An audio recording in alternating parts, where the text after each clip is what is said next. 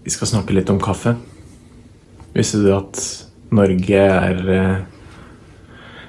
en av de landene som drikker mest kaffe? Og visste du at kaffe er egentlig et bær?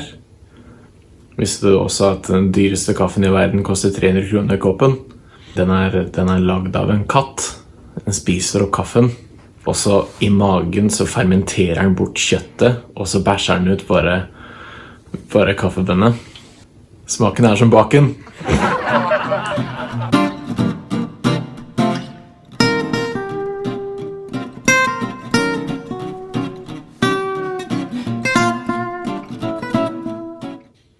Vi skal lage presskannekaffe, og det er jo egentlig en veldig fleksibel måte å lage kaffe på.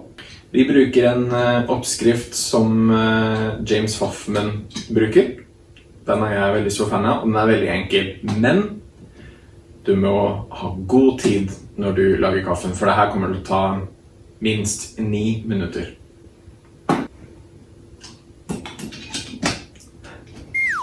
Det som er veldig viktig å huske på når du lager presskannekaffe, er å ha godt vann.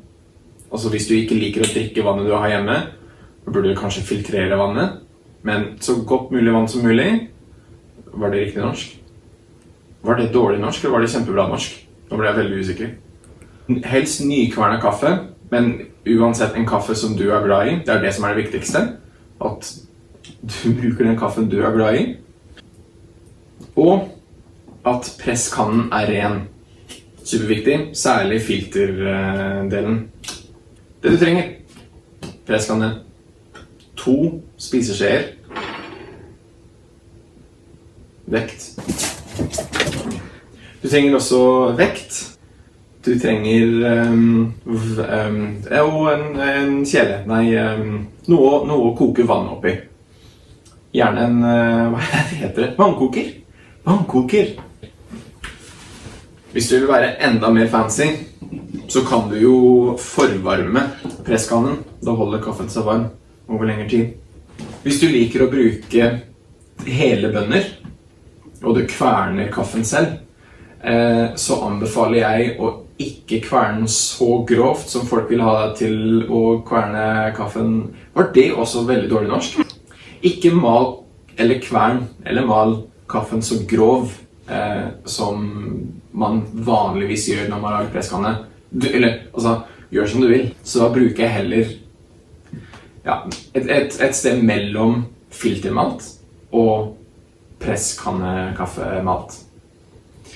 Men du må eksperimentere og finne ut hva som passer best for deg, og kaffen du bruker. Her har jeg 30 gram kaffe.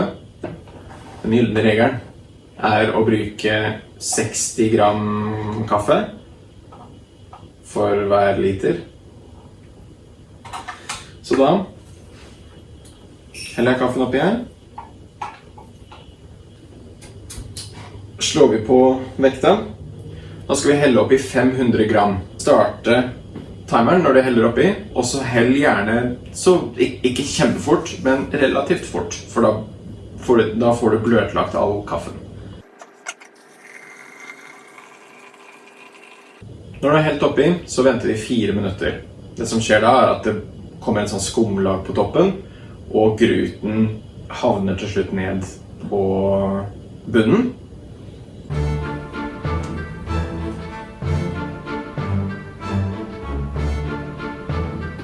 Ser du kaffe faller ned? Når det har gått 4 minutter, tar du 2 skjeer. Det vi gjør nå, er å røre på overflaten av kaffen.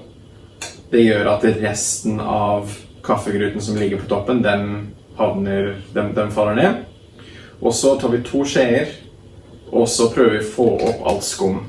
Fordi hemmeligheten med kaffeskummet er at der ligger all bitterheten. Så hvis du liker veldig bitter kaffe, så kan du jo godt la skummet være. Men jeg vil ikke at kaffen min skal være bitter, så da tar jeg den opp. Når vi har gjort det, da tenker jeg at da setter jeg den her på for å holde den varm, men da venter vi i 5 minutter. Ja, du rekker en omgang FIFA. Hva annet er det du rekker? Nei, du rekker å gå på do. Du rekker å ta deg en kjapp tur på McDonald's. Du rekker å spise brødskive med peanøttsmør. Kanskje hvis du tar litt sjokolade på toppen, så blir det sånn Snickers-brød. Kan vi lage det? Okay. Når det har gått 5 minutter cirka, så stopper vi jo klokka da. Det er jo greit å gjøre. Da er du klar. Men, så det er her folk tror at vi skal begynne å presse ned. Det skal vi ikke gjøre. Fordi det skaper slags turbulens inni... Er det det heter? Var det et veldig dårlig norsk det også? Mulig. Kona mi er fra Australia, og vi snakker engelsk, så er derfor jeg sliter med norsken noen ganger. Jeg skylder på kona når jeg kan. Det er også en annen fun fact. Det er at det var en lov i Tyrkia, hvor hvis ektemannen ikke kunne forsyne kona med kaffe, så hadde hun ordentlig grunnlag til å skille seg fra mannen. Så det var også kjempedårlig norsk. Men uansett, det er her folk tror at vi skal begynne å presse kaffen, men det skal vi ikke gjøre. Det gjør at kaffegruten begynner å sirkulere inni her, og det skaper litt sånn forstyrrelse i smaken. Så du kan så klart presse hvis du vil det, men i denne oppskriften så gjør vi ikke det. Og for å unngå at du får kaffegruten i koppen, så må du ikke helle ut, altså da må du ikke begynne å helle alt sammen.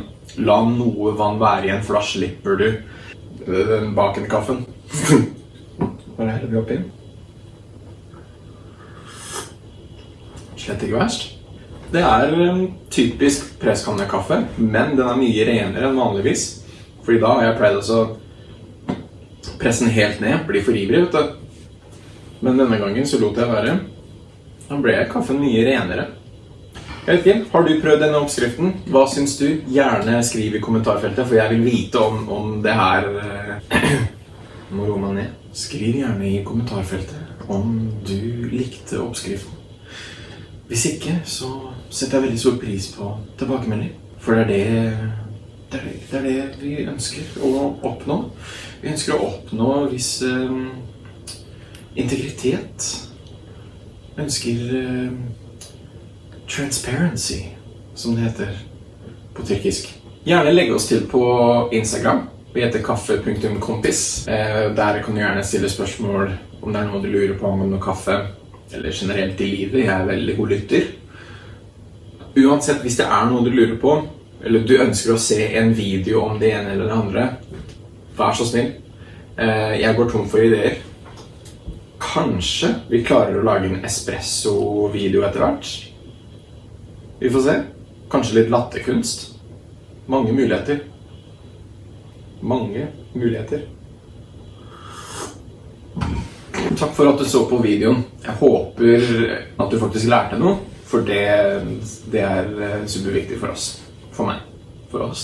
Vi er et team. Amen.